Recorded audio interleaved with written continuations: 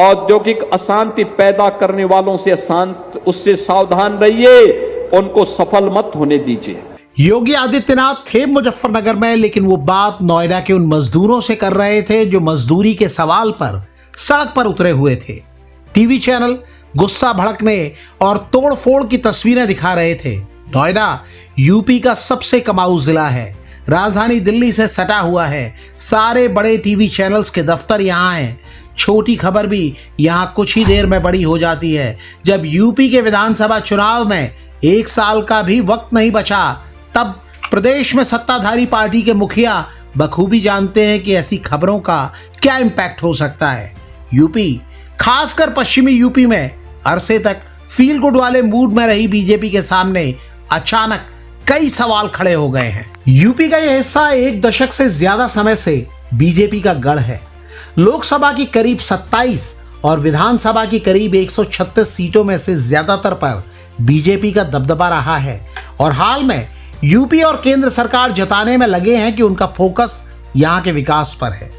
जेवर एयरपोर्ट का उद्घाटन हो या फिर देहरादून एक्सप्रेसवे की शुरुआत, बीजेपी ने यहां डबल इंजन की ताकत दिखाने की कोशिश की है। यानी प्रधानमंत्री नरेंद्र मोदी और मुख्यमंत्री योगी आदित्यनाथ साथ साथ दिखाई दिए हैं। मोदी योगी की बात हुई है, लेकिन इस बीच इसी क्षेत्र में काफी कुछ ऐसा हो रहा है जिसने बीजेपी की चिंता बढ़ा दी होगी। फिक्र की एक वजह पार्टी में जारी गुटबाजी भी है। महापुरुषों को जातीय तंग दायरे में कैद करने का कोई पाप न हो। ये महापुरुष समाज के हैं, देश के मार्गदर्शक हैं, राष्ट्र नायक हैं। राष्ट्र नायक की जाति नहीं होती। कई लोगों को लगा कि मुख्यमंत्री योगी आदित्यनाथ ने मुजफ्फरनगर में ये बातें कहते हुए बीजेपी के पूर्व सांसद संजीव बालियान को सीधी चेतावनी दी है। यानी बालियान को योगी जी ने संकेतों में बताया है कि वो जो कर रहे हैं वो पाप है। दरअसल बीते दिनों मेरठ में शूरवीर महाराजा सूरजमल की प्रतिमा अनावरण के समय जाट लिखी पट्टिका हटाने को लेकर भारी विवाद हुआ था। बालियान ने मंच से ही अधिकारियों और प्रशासन को खरी खोटी सुनाई थी, जिसे मुख्यमंत्री को परोक्ष चुनौती माना गया। मुजफ्फरनगर के कार्यक्रम में बालियान मौजूद तो थे, लेकिन मुख्यमंत्री से काफी दूर कोने में बैठे थे, जबकि योगी आदित्यनाथ के करीब जयंत चौधरी नजर आए। इससे बदलते समीकरणों की जानकारी हुई। पश्चिमी यूपी में बीजेपी की चिंता बढ़ाने वाले ये सिर्फ 2 मुद्दे नहीं हैं, ऐसे कई और कारण हैं जो अचानक चुनौती बने दिखने लगे हैं। ये जाहिर है कि 2027 के विधानसभा चुनाव में अब सिर्फ 10-11 महीने बचे हैं और राजनीति के जानकार दावा कर रहे हैं कि पश्चिमी यूपी सियासी प्रयोगशाला बन चुका है। बीजेपी का यहाँ कैसा दबदबा रहा है यह आंकड़ों से जाहिर है। 2022 में किसान आंदोलन से उपजी कथित नाराजगी के बावजूद बीजेपी 136 में से 93 सीटें जीत गई थी। 2024 के लोकसभा चुनाव में कहानी थोड़ी बदल गई। बीजेपी और जयंत चौधरी के गठबंधन को 27 में से 15 सीटें हासिल हुई। समाजवादी पार्टी और कांग्रेस के गठबंधन ने 11 सीटें हासिल की और नगीना से चंद्रशेखर आजाद ने जीत दर्ज की। विधानसभा वार बीजेपी करीब 75 या 78 सीटों पर आगे रही। 2022 के मुकाबले ग्राफ नीचे आया, लेकिन बढ़त साफ बनी दिखी। अखिलेश यादव की समाजवादी पार्टी 2027 में कहानी पलटने के इरादे में है। उसने बीजेपी के किले में नजर आने लगी दरारों पर चोट करने की कोशिश शुरू कर दी है। अखिलेश यादव का फिलहाल फोकस पश्चिमी यूपी पर ही दिखता है। वो पीडीए यानी पिछड़ा, दलित और अल्पसंख्यक का फॉर्मूला लेकर चल रहे हैं। पश्चिमी यूपी के लिए फॉर्मूला है गुर्जर प्लस मुसलमान प्लस यादव प्लस बीजेपी से नाराज जाट। समाजवादी पार्टी के नेता दावा कर रहे हैं कि लोकसभा चुनाव में जो कमाल अवध और पूर्वी उत्तर प्रदेश में हुआ था वो अब पश्चिमी यूपी में होगा। दादरी में बड़ी रैली करके अखिलेश यादव ने ताकत दिखाना शुरू भी कर दिया है। पश्चिमी यूपी में बीजेपी के लिए चुनौतियां एक साथ बढ़ती दिख रही हैं। मेरठ के बुलडोजर एक्शन ने भी गर्मी बढ़ा दी है। मेरठ में शास्त्री नगर सेंट्रल मार्केट में हुई कार्रवाई ने व्यापारियों में भारी असंतोष पैदा कर दिया है। यह दावा किया गया कि सालों से बीजेपी को वोट देने वाले व्यापारियों ने गुस्से में अपनी दुकानों पर समाजवादी पार्टी के झंडे लगा दिए।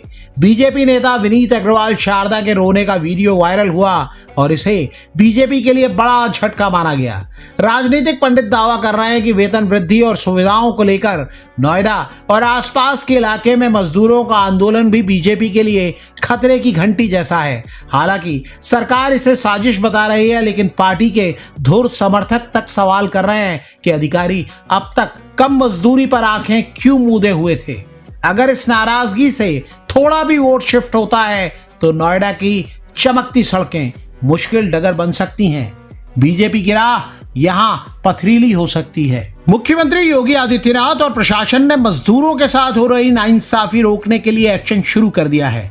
यह दावा है कि डैमेज कंट्रोल कर लिया जाएगा, लेकिन असल चिंता है पार्टी के अंदर की गुटबाजी, जिसका फिलहाल इलाज होता नहीं दिखता है। खुद को सबसे प्रभावी जाट नेता के तौर पर पेश करने वाले पूर्व सांसद संजीव बालियान और क्षत्रिय समाज से आने वाले संगीत सोम की सियासी अदावत कथित तौर पर जाट बनाम ठाकुर की जंग बन चुकी है। बालियान लोकसभा चुनाव में मिली हार का दर्द नहीं भूले हैं और आरोप लगाते हैं कि हार की वजह संगीत सोम का भितरघात था। इस आपसी खींचतान ने पश्चिमी यूपी के एक बड़े हिस्से में बीजेपी कार्यकर्ताओं को दो गुटों में बांट दिया है, जो 2027 में भारी पड़ सकता है। दावा यह भी किया जा रहा है कि जयंत चौधरी के एनडीए में आने से बीजेपी के जाट नेता खुद को हाशिए पर महसूस कर रहे हैं। मुजफ्फरनगर की रैली में बालियान का साइड में खड़ा होना और जयंत चौधरी का सेंटर में होना बहुत कुछ बयां कर गया।